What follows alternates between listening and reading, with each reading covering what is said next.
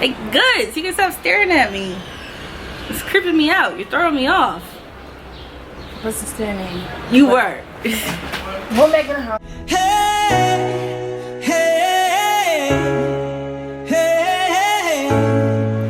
Alright, so hey guys, welcome back to my channel, and I am outside right now, so it's a little loud. I'm sorry about that, but it feels so good to be outside in the sun and the light and everything. It's like really great, so just sorry about that. And I do live in a city, so it is going to be just a little bit loud. We got cars racing back and forth right now, but if this doesn't work, I'll play it back. If it doesn't work, I'll just record it again in my house, but I don't really have the best of light in there, so that's why I wanted to do it out here. So I'm gonna just hop right into it. I wanted to go ahead and talk about my PD this week. So it's the summer. Today is June. It's June. You know you're a teacher when you don't even know what day it is. It's June. And school let out. I finished this last year. A little background. As a special education teacher. So I've been teaching special education for the last 2 years. And now I am going to be going into, I'm really excited guys, I'm going to be a second grade teacher. So I'm going to be a second grade teacher in September. So they had like a little math PD over this summer to basically get right into it so that I could start. I'm kind of really nervous about teaching second grade, but that is a whole nother video for a whole nother time. If anyone is interested, just comment down below and I will talk about it. Talk about my experiences teaching special education and the pros and cons of going into second grade this September. But I wanted to talk about the PD. So the PD was 3 days, 3-day math PD, and basically, so I teach in the school district of Philadelphia.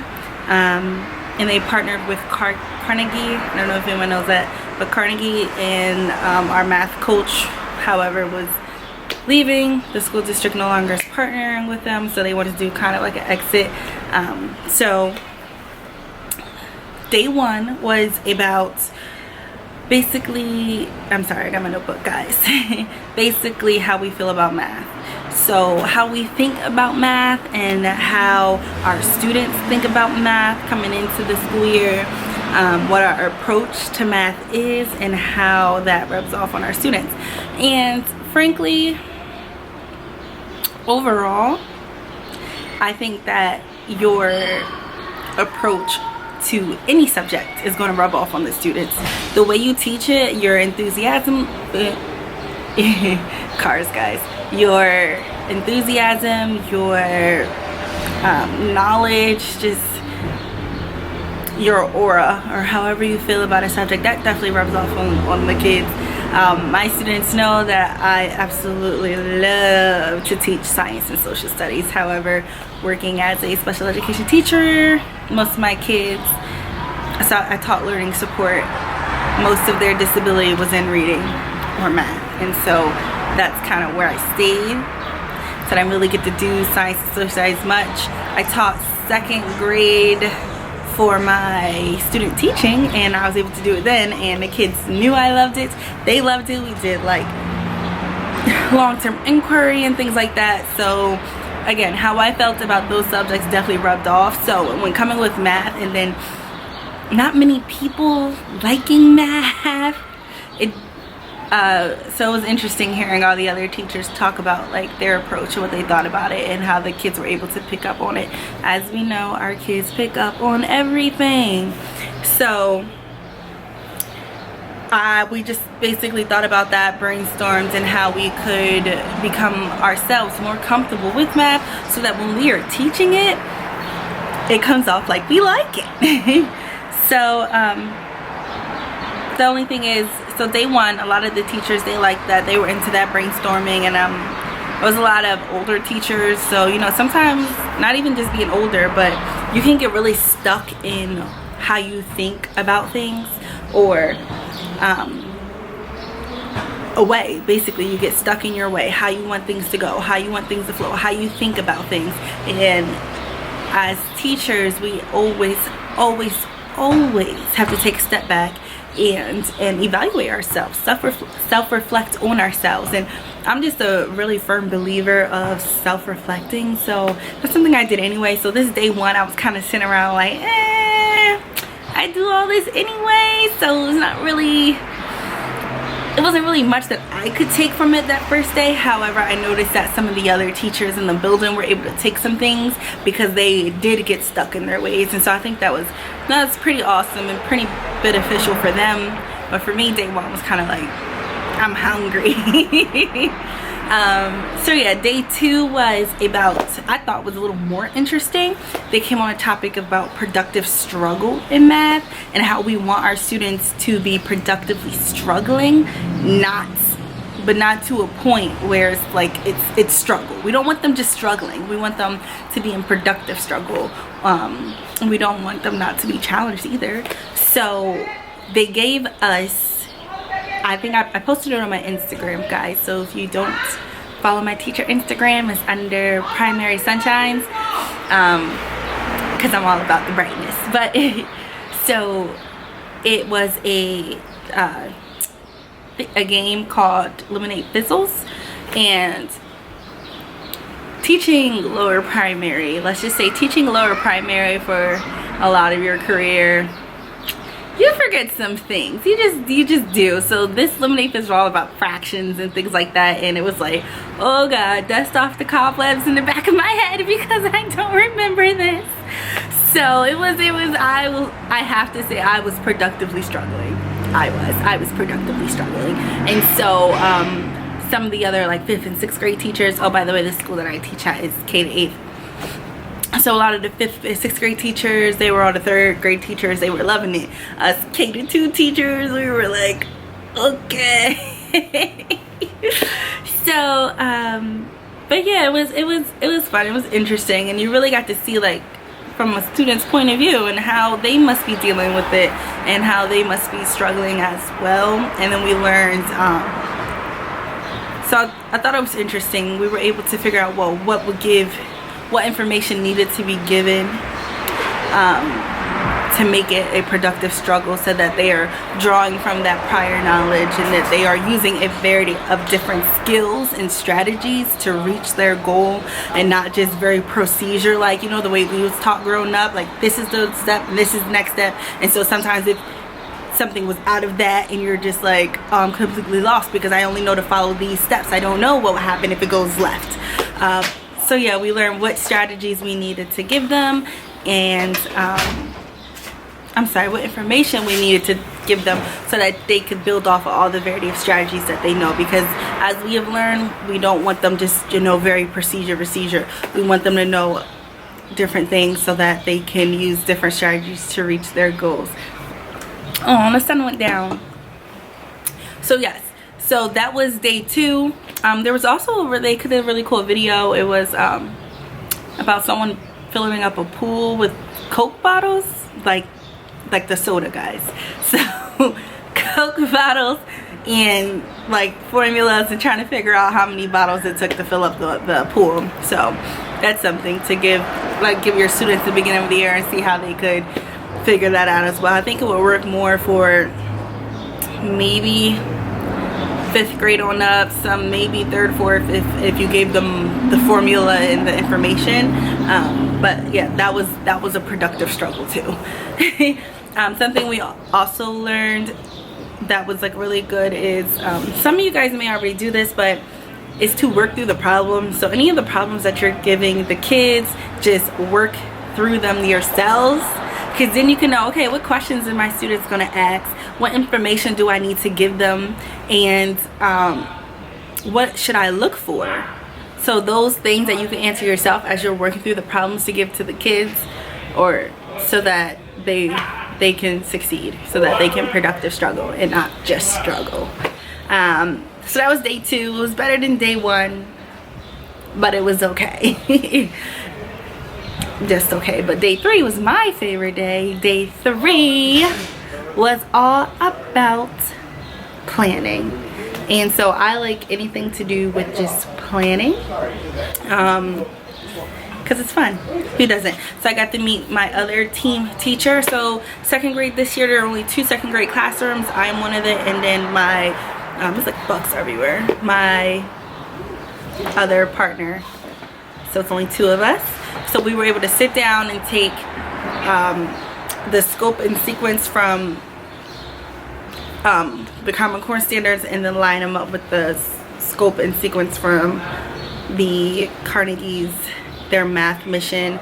I don't really know that much about it, to be honest. It was like my first time really hearing about it. So that's something that I'll be doing over the summer, just getting into it and researching as much as I can about it, since that they use them to line up.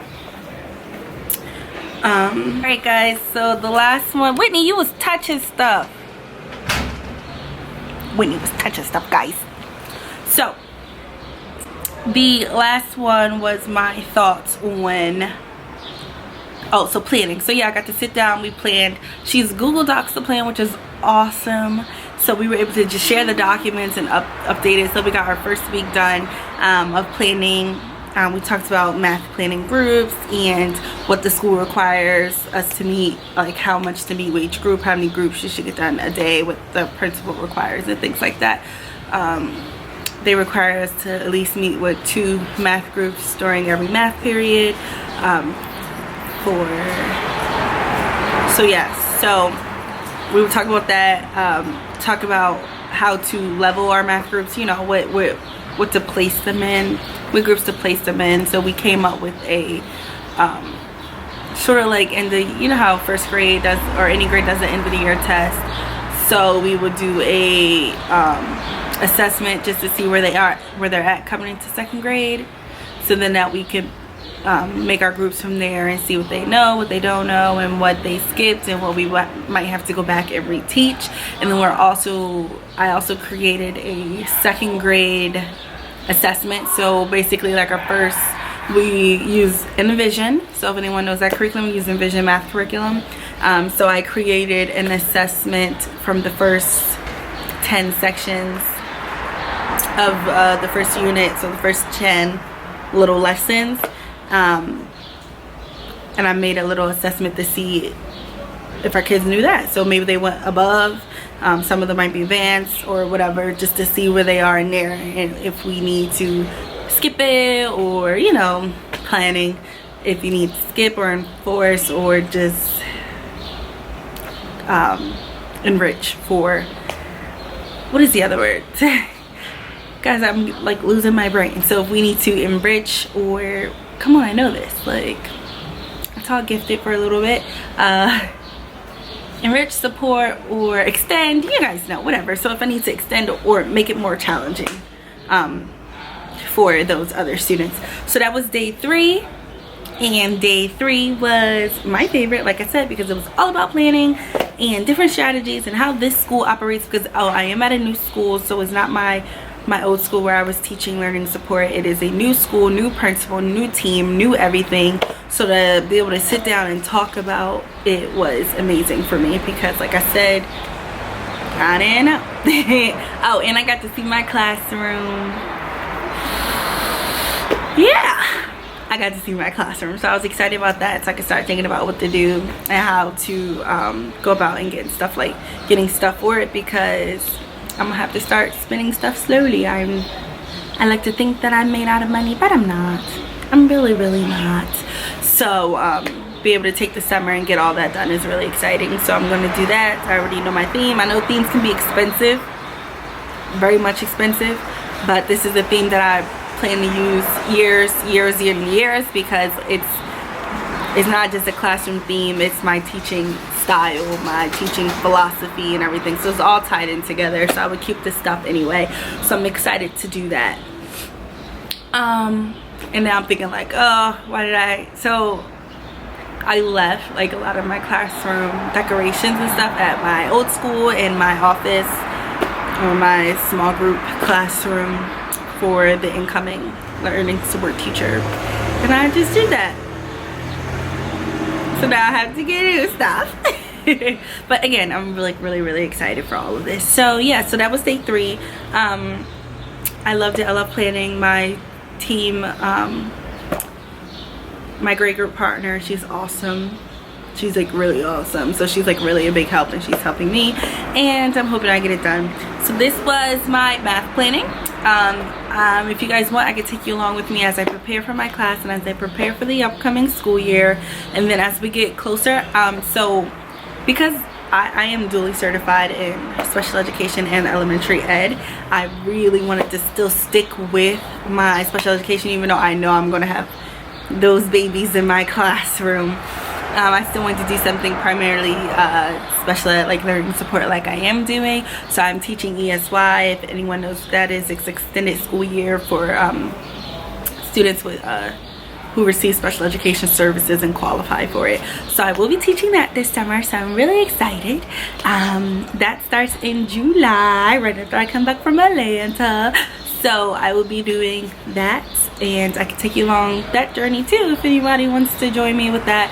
So that's what I plan to do from now until I figure out life. I'm going to be teaching ESY in the summer, so I still get my dose and using that cert, and then in September I'll be teaching 2nd grade, so then I get to do that as well. So I'm really excited. I'm covering all my bases, so I feel really good, because I always thought, oh my god, I'm gonna have to choose between special education or general ed, and it was always like really hard because I love it all. So I'm really excited that that is working out this way for me. Alright guys, so the camera died and I don't remember what I was saying, so I was just saying go ahead and hit the subscribe button, hit that notification bar, and like this video, and I will see you guys next time. Bye.